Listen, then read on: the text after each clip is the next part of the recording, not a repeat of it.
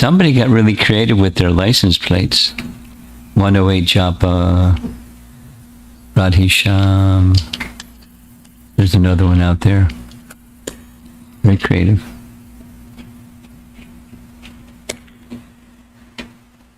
So we're in Vrindavan with Krishna and Balaram. And the pastime connected with the killing of Dhenukasura has pretty much come to a close, almost. And this evening it will come to a close and then move on to the next in this same chapter 15. Just a reminder, Krishna's age, he just turned 6. And the beginning of chapter 15 describes this is a typical day, like so many other days. Every day they would do the things that they did, they'd play and so forth. There are types of friendship. There's different words in Sanskrit for friendship, and the word that's used, maitri, is one, and it's a very kind of intimate friendship. So Sakya Ras is the general category, and under the category of the Sakya Ras, there's different subcategories and subcategories of those categories. So these are very intimate friends of Krishna. And in that mood of love and friendship, they came across the Tal forest. We heard where it is from our acharyas and verses. It's 8 miles or 1 yojana west of Mathura and 1 yojana or 8 miles east of Govardhan Hill, in between the two, the Tal forest. And that's where they went, and Balaram did the honors, took care of Dhenuka, and then the other his friends came forward, all in the same shape, mystical shape-changing demons in the form of donkeys, and they were all finished. And the tall fruits fell, and the cowherd boys were able to, and all the residents of Vrindavan were able to come. So that's where we were. Now I have been promising you, and so we'll do it this evening, is in Garga Samhita, there's a similar but more elaborate description. And here's that description. Now this is not just a literal, verse by verse. It's taking Garga Samhita and having it written in a prose fashion. One day, while herding his many beautiful Surabhi cows with the Gopas, Sri Krishna approached the newly blossoming Talavan forest. The land was even, smooth, and expansive, while the earth was black, covered with durva grass, and full of ripe fruits. Out of fear of a demon named Dhenuka, the Gopas were reluctant to enter, and even Sri Krishna stayed at the outskirts of the forest. Balaramji, who is the fearless resort of all living entities, tightened his bluish sash on his waist and callously entered the forest to collect its ripe fruit. At that time, the demon Dhenukasura, who was a friend of Kamsa, happened to be taking a midday nap. When he heard the sound of falling fruits, he became filled with anger and, appearing in the form of an ass, came before Balaram. Without any warning, he violently kicked Balaram's chest with his hind legs. Sri Balaram, smiling with the cooling effulgence of 100 moons, began to chase Dhenuka around the forest. Catching the ass by his hind legs, he playfully threw him into a tall tree, which collapsed and made other trees also topple. Looking around, Sri Balaram was very pleased with the decorative damage to the forest. When the demon rushed towards him for a second time, he caught Dhenuka and, whirling him above his head, like a lotus, threw him a distance of 8 miles. 1 yojana. No, he either threw him, well, he could have thrown him north and south, because he threw him, later we would hear Krishna threw him, and he hit Govardhan Hill. But 8 yojanas, or 8 miles, 1 yojana. Although Dhenuka Sura lost consciousness, he very shortly regained his ass senses and manifesting a terrifying form with 4 horns, he began to chase the gopas. As Dhenuka chased the cowherd boys, angry Sridham hit him with a stick. Subal hit him with his fist. Stoka Krishna whipped him with a rope. And Arjuna and Ankshu caught him together and threw him a great distance. Because the boys were associates of Sri Krishna, by his grace, they were possessed of his own potencies.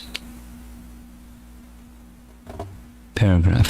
While he was lying on the ground, Vishal and Rishabh kicked the demon and called him foul names. Tejasvi jumped on him and tried to strangle him. Devaprastha slapped him on the cheeks, and meek Varutapa threw his ball at him. Bewildered at the fierce attack of these simple cowherd boys, Dhenuka stood up, only to be grabbed with both hands by Sri Krishna. Whirled around mercilessly while the cowherd boys clapped, he was then thrown through the air onto Govardhan Hill. By the force of this attack, the demon lost consciousness for over an hour. After regaining his senses, Dhenuka uprooted Govardhan Hill and threw it at Sri Krishna. Govinda playfully caught Giriraj and threw him at Dhenuka's head. At this time, Balaram grabbed the demon with both hands, threw him to the ground, and then punched him with his fist. With that punch, the demon breathed his last, and the demigod showered flowers and glorified Krishna Balaram with music and songs.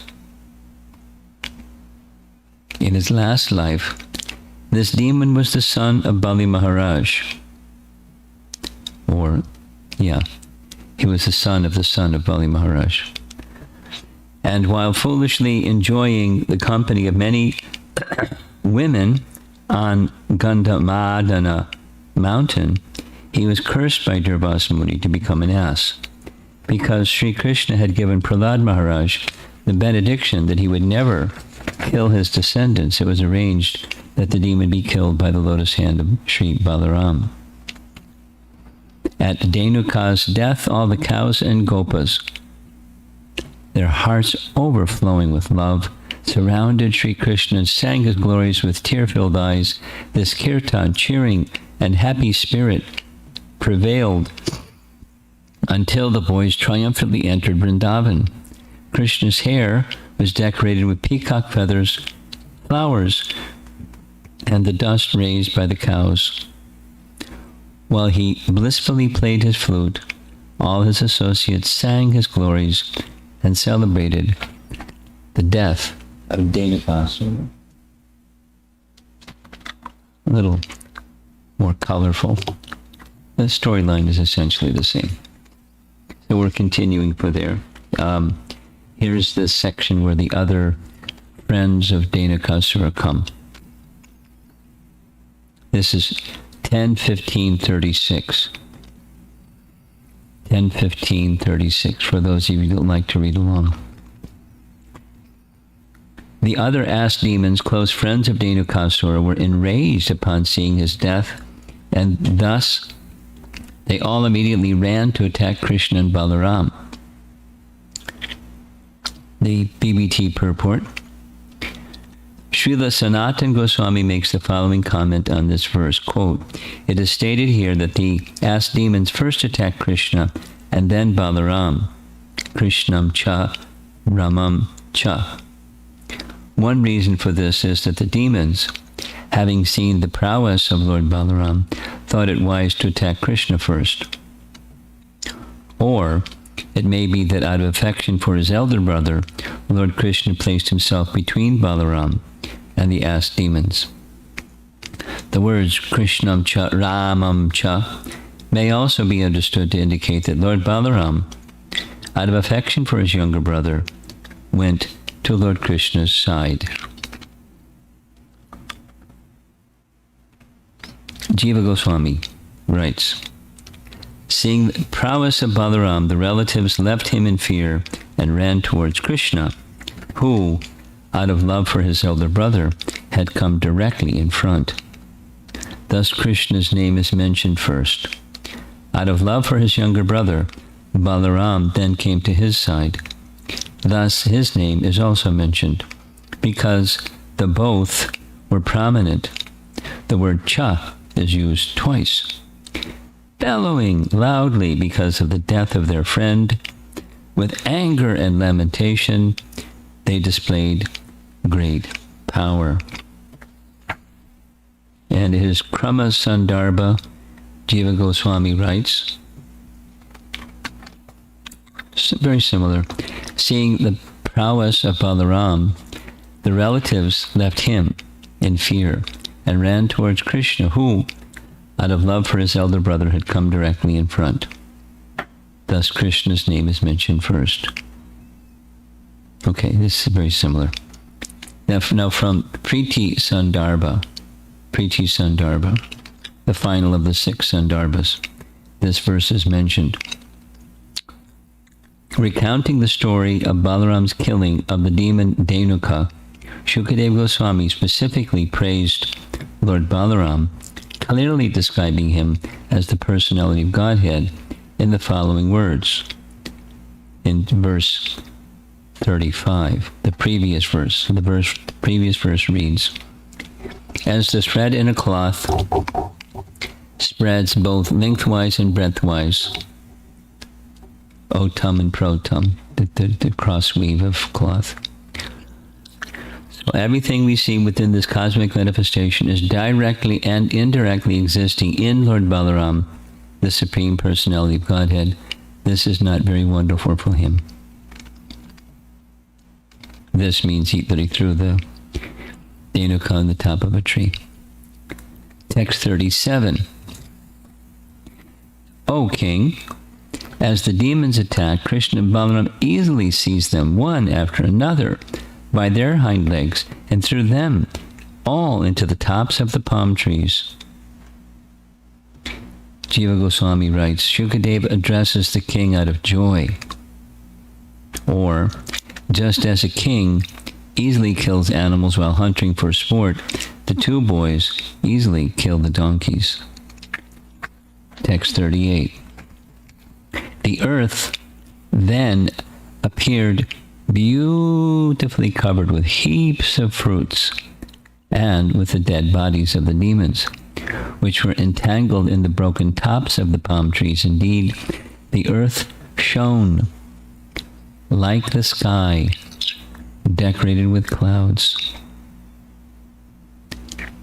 And BBT purport.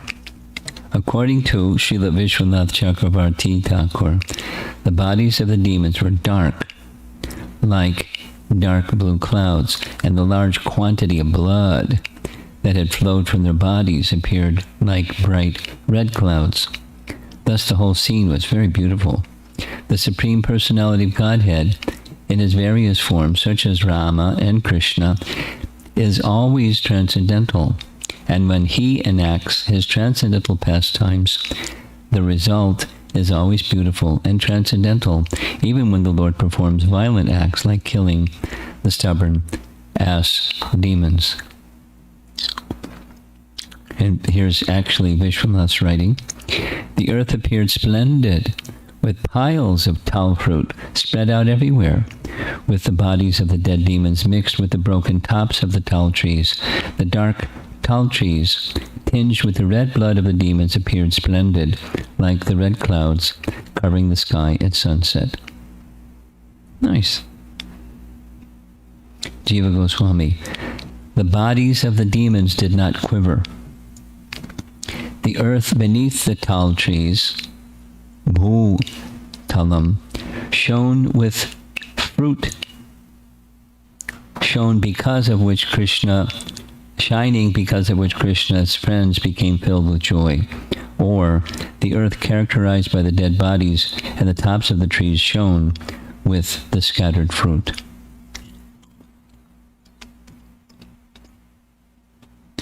Sanatana Goswami similar. The earth at the base of the trees was crowded with fruits and shone because of the bodies of the demons lifeless without movement on the tops of the trees. Text 39. Hearing of this magnificent feat of the two brothers, the demigods and other elevated living beings rained down flowers and offered music and prayers in glorification. BBT purport.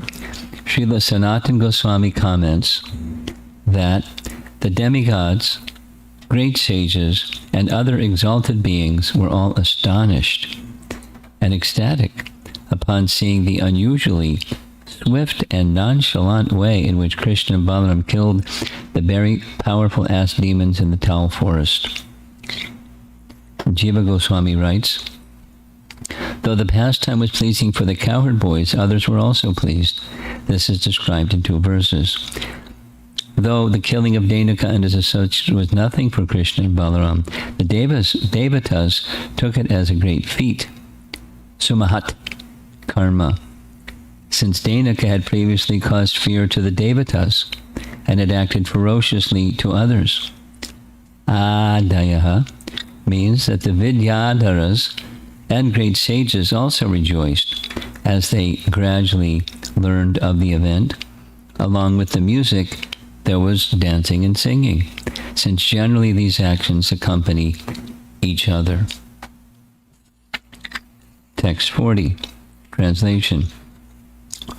People now felt free to return to the forest where Dhenuka had been killed, and without fear, they ate the fruits of the palm trees. Also the cows could now graze freely upon the grass there. The BBT purport. According to the Acharyas, low-class people such as Pulindas ate the fruits of the palm trees. But Krishna's cowherd boyfriends considered them undesirable since they had been tainted with the blood of the asses. Vishwanath Chakravarti writes, men began to eat the fruit from that forest. These were the Pulindas and other low tribes of Vrindavan. The cowherds did not eat, since being contaminated with the blood of the demon, the fruits would invoke their disgust. Jiva Goswami writes, the cowherd boys did not eat the fruit since they felt repulsion because of the dead bodies. But others ate the fruit because the demon was there. Previously no cows grazed there, thus it was now full of grass. Sanatana Goswami, this is the last section for this evening. Manusha refers to the cowherds. They now had no fear. Gata sadvasha. They had no fear for the safety of Krishna and Balaram and ate the fruit, or all the cowherds without fear of Dhenuka ate the fruit which they could not eat previously, or cowherds ate the fruit and other men became free of fear. The cows freely grazed where Dhenuka was killed, where humans could not go because of the piles of thick grass.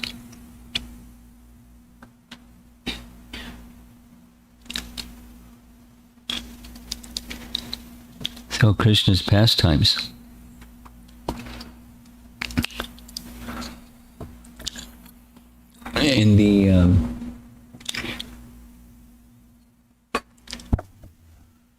there's many places, and one of those many places is what we've been reading in the morning discussion from Uddhava Gita, where it's not just the Bhagavatam or Sukadeva Goswami or Acharyas or something, but it's Krishna himself describing benefits of hearing his pastimes. He says it very boldly. He says it to Uddhava. Of course, Uddhava knows these things. But part of the reason for Krishna's performing pastimes is that people can see him, and by seeing his form, they become spiritually benefited. Even the demons become spiritually benefited. They can see him, although they're not qualified otherwise to see him. He makes himself visible. There's multiple statements. One of them is it's quoted often by our acharyas from Gopal Tapani Upanishad, that says no one can see Krishna unless he discloses himself, or that no one can see the Supreme Lord. But it specifically says Krishna or Govinda. So he makes himself available. He performs pastimes so that people can become purified just by seeing him. So the response is different from the demons, the Dhenukasura category. And there's a very different response from the devotee category. And there's other categories in between, like the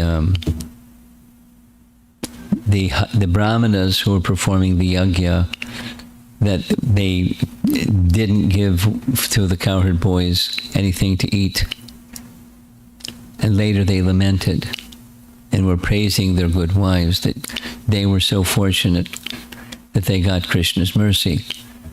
But so there's gradations of people. Krishna was there in Vrindavan performing his pastimes, and different people, regardless of their qualification or lack of qualification, they could see. So that was one of the purposes of his just elevating. But the pastimes, before there was a Srimad Bhagavatam, the cowherd boys, at the end of the pastime, this particular one is mentioned, but other ones it's also mentioned. It was just a kind of procedure, or how the Leela flowed, is after Krishna would perform a pastime, the demigods would be performing music and dancing and so forth. The cowherd boys, they weren't, trained musicians or anything, but they would sing. They would sing in their own composition, glorifying Krishna and the pastime that he just did, and his appearances and things like that. Now, we don't know how they learned that. We don't have that understanding. We just know what their behavior was. You may know the meaning of the Brahma Samhita verses we regularly recite, when we have yagyas and things like that. But the last two verses have that different meter. Shriya Kanta Kanta Paramak Purusha Kalpataravo. So in that section, it's describing what the spiritual world is. What's in the spiritual world? How is it composed, or what is it comprised of? And it's Kalpataravo, so that the trees are all desired trees, and the buildings and the earth and the ground is Chintamani, touchstone. Every song, every word is a song. Every step is a dance. As you know, Jiva Goswami wrote a commentary on Brahma Samhita, and that was in Sanskrit. And then Bhaktivinoda Thakur translated his commentary from Sanskrit to Bengali, and Bhaktisiddhanta translated Bhaktivinoda's Bengali into English in his own style of English. But in Jiva Goswami's commentary, he comments, if every step is a dance, what was dancing like? And if every word was a song, what was singing like? So these cowherd boys were singing. They weren't just, jibber-jabbering. They were singing. And that's Vrindavan life. When they came to Vrindavan, we just heard, when they came back to Vrindavan, they were singing, and the parents were eager to hear, and they were singing. And then the parents composed their own songs in their own style and their own, we don't know, what the melody was or what the raga was or anything. But it's just, that's just Vrindavan life. And it's all centered around Krishna. Now, one of the things that we just heard is they were, on the one hand, they were having no concern about the safety of Krishna and Balaram. We heard that a few evenings ago, a few verses back. Normally, there was a criticism. Some people criticize that this was wrong. It's rasabas. You have a friend, you don't invite your friend to go into a dangerous situation and jubilantly, go ahead and risk your life. There was not rasabas because they knew that Krishna was so powerful. They were powerful, like Krishna was powerful. But they liked to see Krishna exhibit his power. But they were also, we just read, that, after the demons were all destroyed, they felt some relief. Because now there's no risk for Krishna. There's this emotion in the spiritual. There's not an absence of emotion in the spiritual world, and there's also what we would call negative emotions like fear and worry and anxiety and those kind of negative emotions. But it's centered on Krishna, so it's ecstatic, although it may look like or be described as if it's the kind of anxiety that we have. But some are feeling, because they have something of the older boys would have something of a protective kind of feeling towards Krishna. So like elders feel toward youngers, they feel protective. And they're concerned for their safety and welfare. That was the Rasabasa argument. So some had that kind of mood. Even again and again, Krishna would exhibit his unlimited powers. And they knew that he had unlimited powers. Still, because of that affection, they would sometimes feel that other emotion. But it's varieties of ecstatic emotion. That's the point. And it keeps flowing from one to the next. It's likened to an ocean, or likened to a river, either, whatever you like. They have waves. So it's fluid in a river or an ocean. It's water. So as waves rise, another wave comes and clashes with that wave, and then the wave that rose subsides, and the other wave rises, and the movements of waves are never static. They're very dynamic, or moving all the time. And similarly, the pastimes of Krishna are moving, and the emotions in relation to Krishna's pastimes are always moving, and they're always ecstatic. Although to our worldly sensibility, it may not appear like that.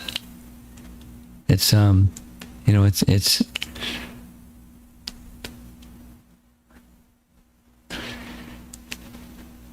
I don't know if you've ever noticed,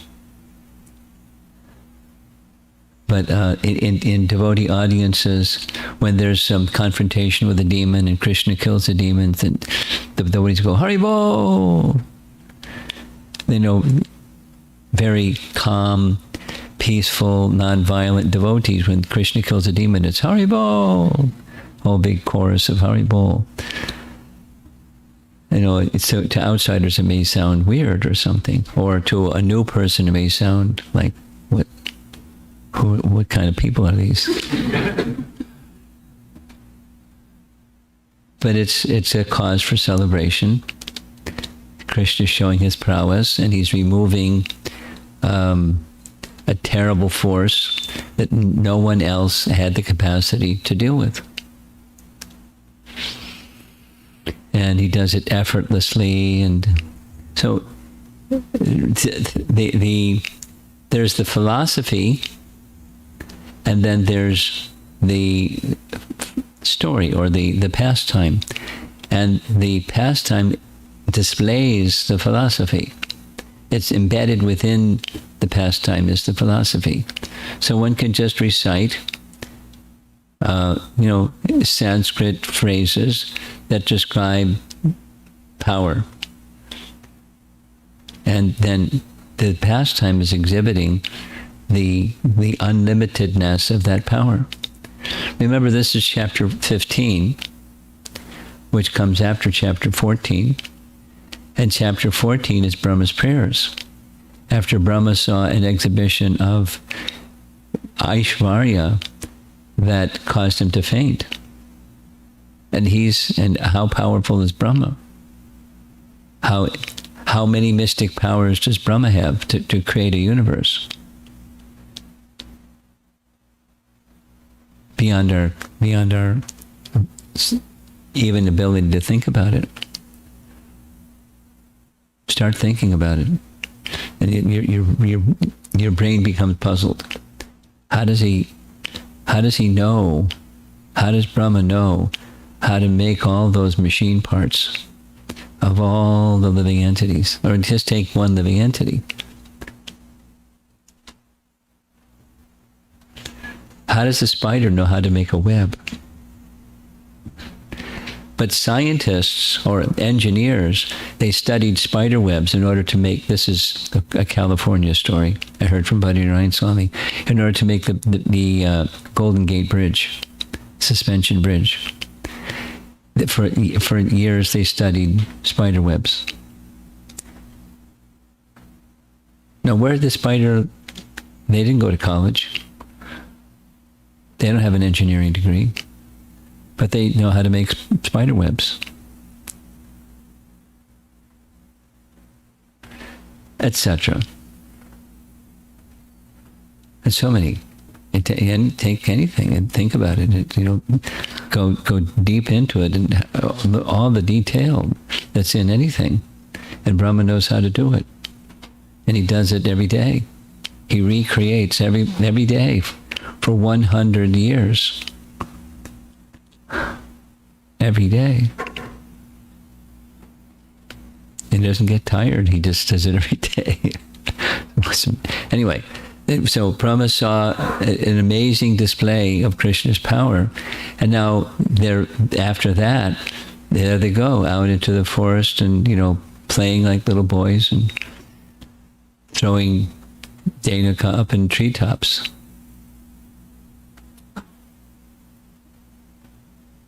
Which sounds like a child's story, or fiction or mythology, depending upon school of thought. But for the devotees, it's just an exhibition of how wonderful is Krishna. What's next?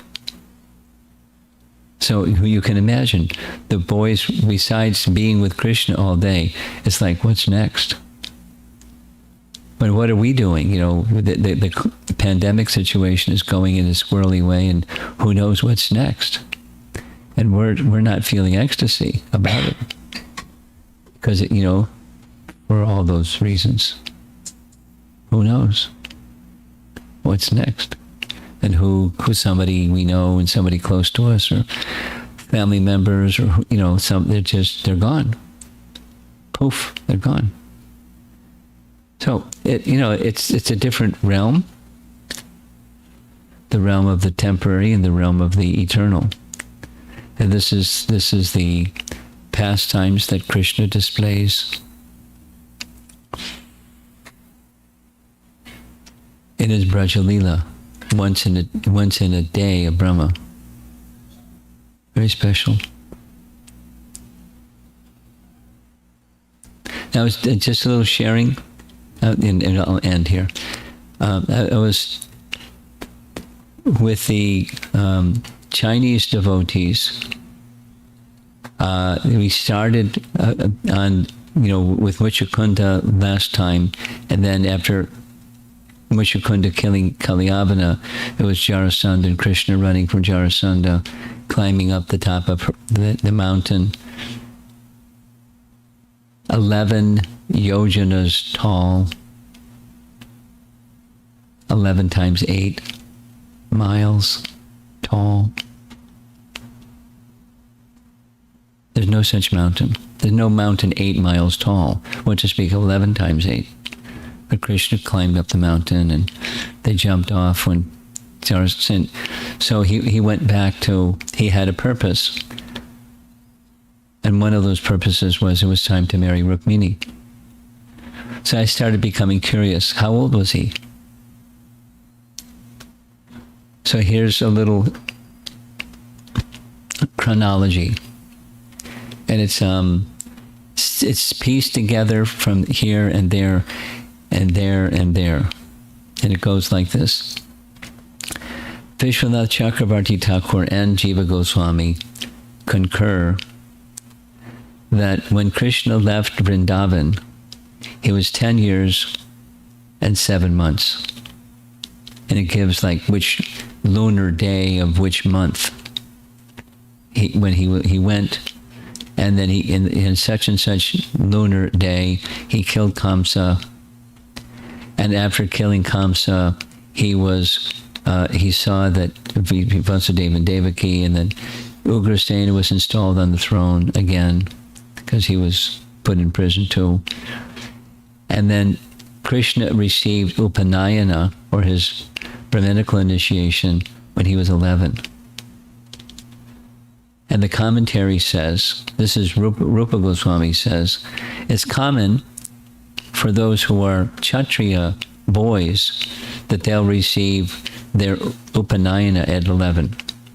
So it was right on time. He was 11. And then from there, it was time to go to school after Upanayana. So he spent 2 months at the school of Sandipani Muni. And then when he came back, he did other things. He visited Kubja. He visited Akrura at his home in Mathura. He sent Uddhava with a message for the gopis. And then following that came the 17 attacks by Jarasandha. So therefore, there's different versions, but a common one is Krishna remained in Mathura for 25 years after he returned from school. So you do the math, 25 plus 11. How much is 25 plus 11? This young boy in the front row. How much is 25 plus 11? You got it. So that's when Krishna went to Dwarka, when he was 36. So he married Rukmini when he was around 36 or 37, in that time range. That's just, it's not something that you read about regularly or hear about regularly, but I became curious and I started researching and asking scholarly devotees. And Balaram's marriage happened before Krishna's marriage. So he was just a few days older than Krishna. So he was also married when he was 35, 36 to Revati. So these are pastimes that they're packed up in 10 years, 7 months. The Gokul pastimes was 3 or 4 months. That's Vishwanath Chakravarti, very clear about it. And that's when he went to Vrindavan. And from there he stayed for some period of time until he was 10 years, 7 months. He has some other places in between, but in the Vrindavan side, the Vrindavan forest, and then to Nandagram, they shifted a few times.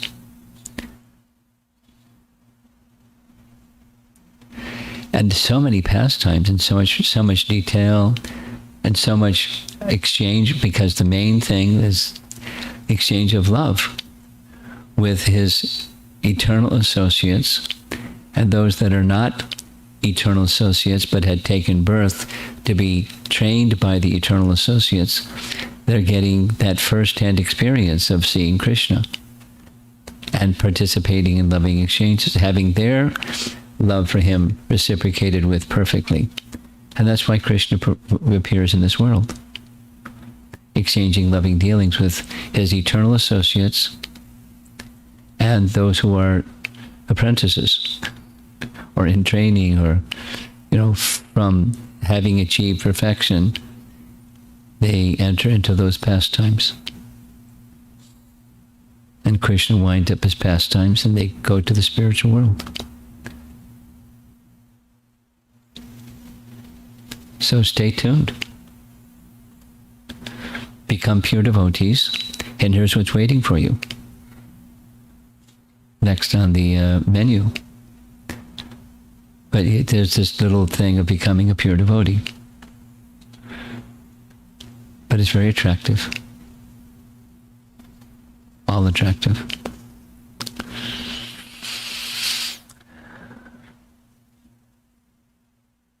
Just this morning I heard Prabhupada in a recorded lecture in Los Angeles, January 1974, saying, not only there isn't any other literature like this in this world, there isn't any literature like this in the universe, like Srimad Bhagavatam. I mean, aside from the pastimes, the range of topics that's discussed in Srimad Bhagavatam it's totally vast. Just, 7-8 chapters from the 5th canto can take a lifetime to understand Vedic cosmology. And what to speak of Krishna's pastimes. And it's all there for us. And commentaries and commentaries and commentaries.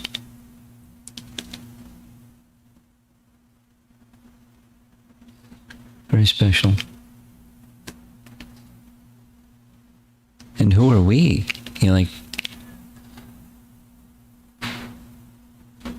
Lost living entities wandering around, bumping into things, not really knowing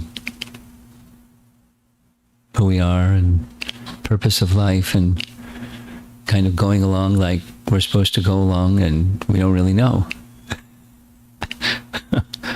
Somehow some good fortune came in our lives. It's important, two things. It's important that we receive, and it's important that we give. Bhakti is a life where we receive and we give. And we've received, and we should give. And we should continue receiving and continue giving. This is Sri Chaitanya Mahaprabhu's Sankirtan movement. We're on the receiving end. And with gratitude, we should not just say thank you, but we should give and extend to others that same transcendental opportunity that was extended to us somehow. And it will grow your bhakti by doing that. It's part of getting the mercy of Lord Chaitanya is to give the mercy of Lord Chaitanya. You become a better recipient of the mercy of Lord Chaitanya by giving the mercy. And you don't have to be a superstar. You just have to be, consider yourself an instrument of receiving and giving. And let the flow continue. And that flow, as it continues, ends up looking like this. The flow of Krishna's pastimes. Exchanges, loving exchanges with Krishna. Okay, so let's see if there's some discussion. A good number of people here this evening. Plays Mridanga and passes the microphone. He's got some nice service.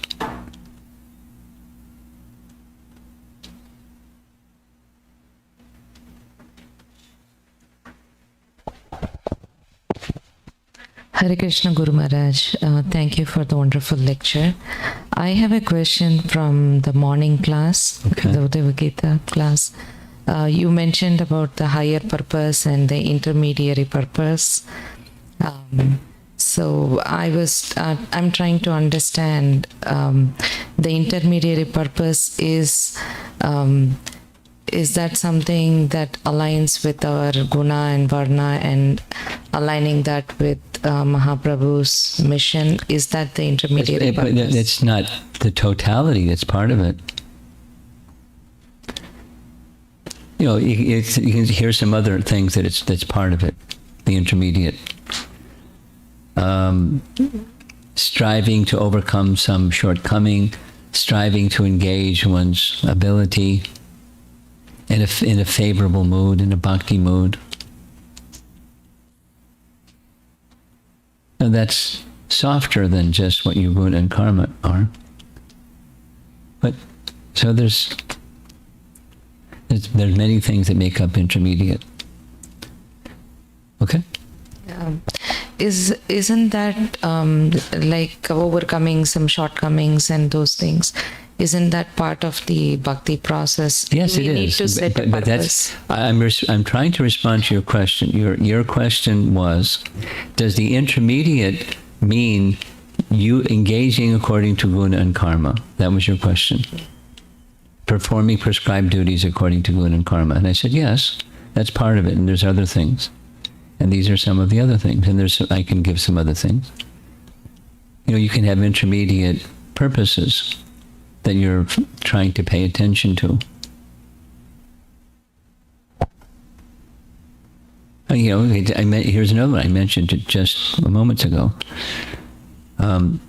Being a fit recipient, and to increase my capacity as a fit recipient, let me consider how to be an instrument by giving what I've received.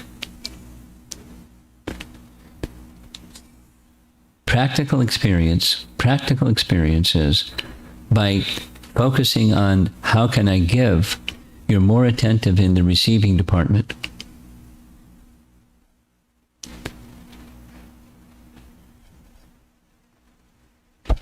That's an intermediate purpose as well. And there's others.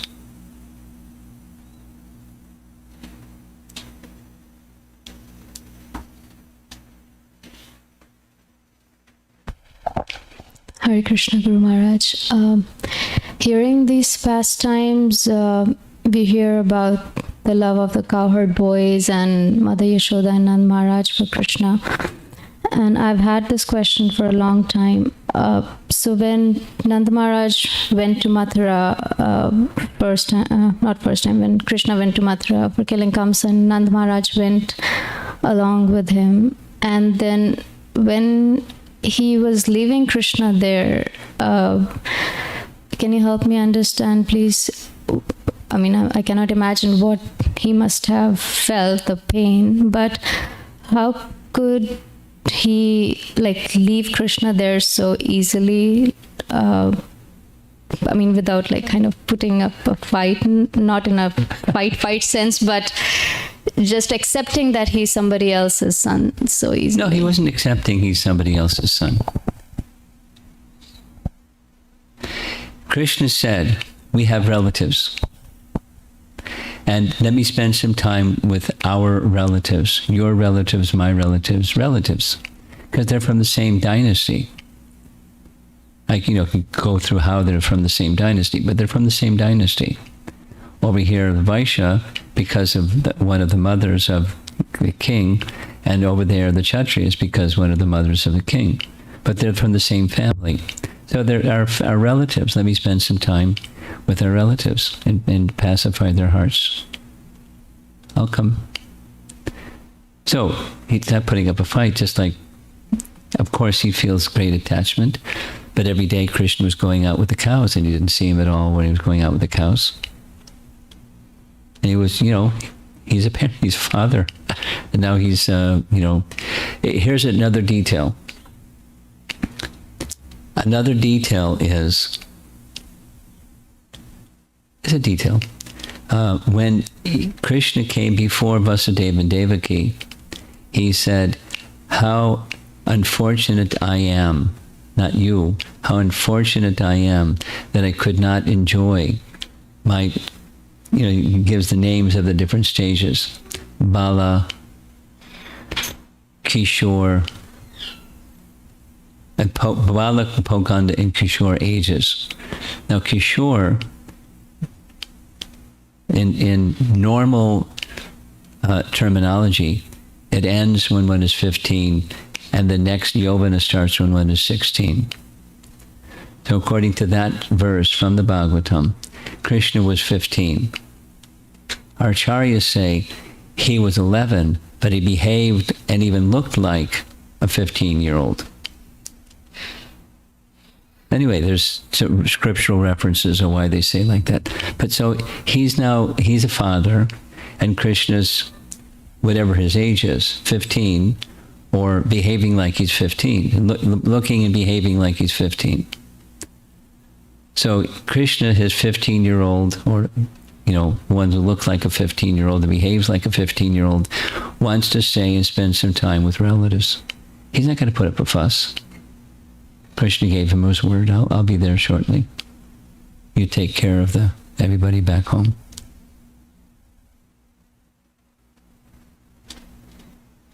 Now there's another question. The other question is, for those 25 years that Krishna was in Mathura, and Nanda and Jasoda are only right, a short distance away in Vrindavan, why did they come see him? Or why didn't Krishna go see them? Now there's answer to those two things. And there's an esoteric answer that Krishna did go. And that's not in the Bhagavatam, but some commentaries speak like that. Krishna did go and spend some time. But there was another explanation that's similar to why Krishna didn't go. If there were many, because they had just killed Kamsa, and the first time he came with his armies, with Jarasandha, 13 Akshohini divisions, and it's big numbers, and there were so many people who were in opposition. So if Nanda had gone, it would have shown that it exposes the residents of Vrindavan to those demons, that they're dear to Krishna, Krishna is dear to them. Let's go harass, just like Dhenuka went, according to Garga Samhita, when chasing after the cowherd boys. Now they were powerful and they let him have it. He was very surprised, but that's an explanation. There's a rasa explanation, and there's a practical explanation. But it's, as far as fatherhood, he's 15, or he's, behaving like a young adult, and he wants to stay for a few days. No problem. And then it becomes longer.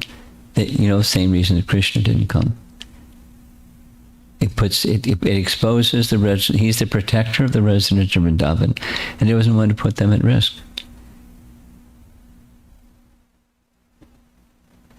And the rasa reason.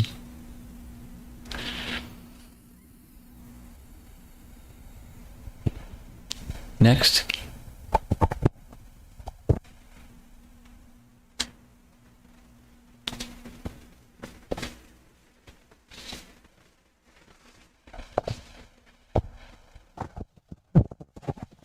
Maharaj, you mentioned that even the negative emotions in the Krishna's pastimes, because Krishna is in the center, it is not negative. It's ecstatic.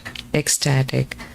I'm just curious, is it possible in this material world to, Sure. are there any examples? Sure. A mother's love. The closest thing. You know that one. From an outsider's view, from a sannyasi view, what a mother with a little baby goes through is like, what? And without, listing.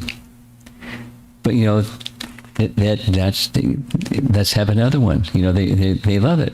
The mother loves being with the child and where the child is doing what the children do, crying and making messes and pooping and, doing all kinds of stuff. And they love it. Motherly affection. It's the closest thing.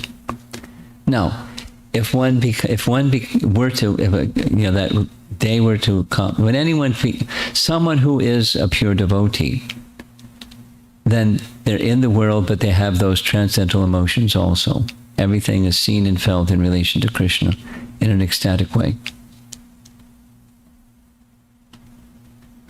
Let's just say, Prabhupada dealing with what he had to deal with. It was tribulation. He saw it. The whole, there's so many for examples, but the Juhu land story. And when you hear the testimonials of devotees that went through that, it was a nightmare. The man was evil.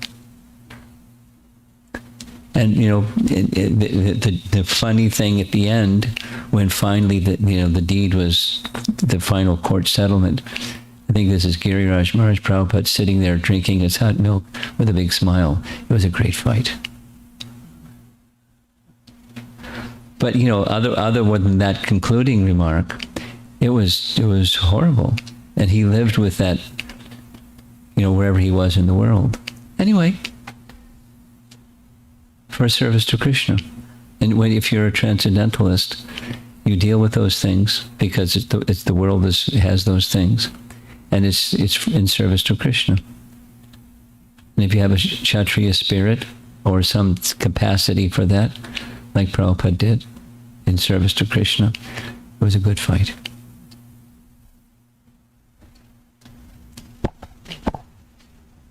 And so many other examples, dealing with disciples that would have problems and do stupid things, or do more than stupid things, hurtful things.